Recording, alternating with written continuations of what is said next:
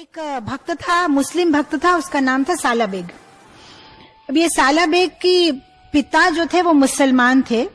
लाला bag वो बंगाल के कोई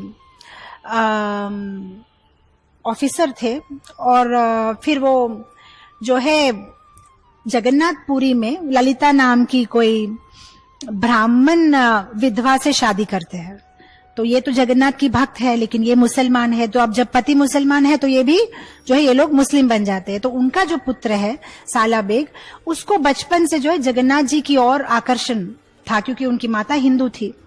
तो जब एक बार उनके पिता का देहांत होने के बाद जब साला बेग के शरीर ठीक नहीं था, तब जगन्नाथ जी को प्रार्थना करने के द्वारा उनका शरीर ठीक हो जाता है। तो उनको जगन्नाथ जी के ऊपर में बहुत ज्यादा फेथ या जो है विश्वास बढ़ जाता है। वो जगन्नाथ जी के पूजा करते हैं, लेकिन उन्हें जगन्नाथ मंदिर में प्रवेश नहीं है, क्योंकि वो मुसलमान के बेटे हैं। तो वो हमेशा इंतजार करते हैं कि साल में एक बार कब जगन्नाथ जी बाहर आएंगे रथ पे और वो उनका दर्शन कर सकेगा। और उन्होंने इतने सुंदर भजन रचना की है उड़िया भाषा में जगन्नाथ जी के बारे में, उनका गुणगान करते हुए। तो उनके भजन जगन्नाथ जी को बहुत पसंद है सुनने में, इतने सुंदर से।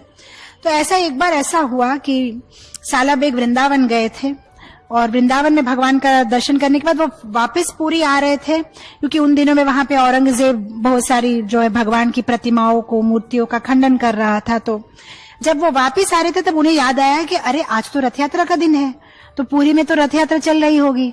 जब तक कि मैं पहुंचूंगा रथ यात्रा खत्म हो जाएगी, तो जगन्नाथ जी वापस अपने गर्भगुड़ी में, अपने ऑल्टर में चले जाएंगे, तो मैं उनका दर्शन नहीं कर पाऊंगा। तो यहां से भगवान को गाते हुए जो है ऑर्डर देते हैं कि तुम चले मत जाना, थोड़ा सा रुको, मैं आता हूं, चला मत जाना। तो क्या करते हैं, भगवान रुक जाते हैं। सालाबेल की जो झुपड़ी या जो उनका घर था उसके पास में रथ रुक जाता है। अब यहाँ पे किसी को समझ में नहीं आ रहा कि रथ हिल क्यों नहीं रहा है। तो सारे कोशिश कर रहे, कितना कोशिश कर रहे, लेकिन जगन्नाथ जी हिल नहीं रहे, वहीं पे इंतजार कर रहे, क्योंकि भक्त ने ऑर्डर दिया है कि वहीं खड़े रहो, मैं आऊंगा देखने के लिए। तो वहां पे खड़े हैं। फिर जब साला बेग भागा भागा आता है, देखता हाँ अभी भी भगवान है, तो फिर जो है वहां पे उनकी स्तुति करता है और भजन करता है। और जब साला बेग को जितना मन में गाना गाना था, जो भी करना था, सब कुछ उसने कर लिया। उसके बाद रथ जो है मूव होता है। अगर आप देखो भक्ति सिद्धांत सरस्वती ठाकुर के जीवन में भी, जब वे बहुत छोटे बच्चे थे, अभी जिस जगह पे चैतन्य गौड़ीय मठ है उस जगह पे भक्ति सिद्धांत सरस्वती ठाकुर का घर था, या वो वहां पे निवास करते थे। तो जब वो बहुत छोटे थे तब उनके घर के पास भी रथ रुक गया था, क्योंकि सब लोग तो दर्शन कर पा रहे थे, लेकिन वो बहुत छोटे थे तो उनको दर्शन के लिए नहीं लेके गए थे।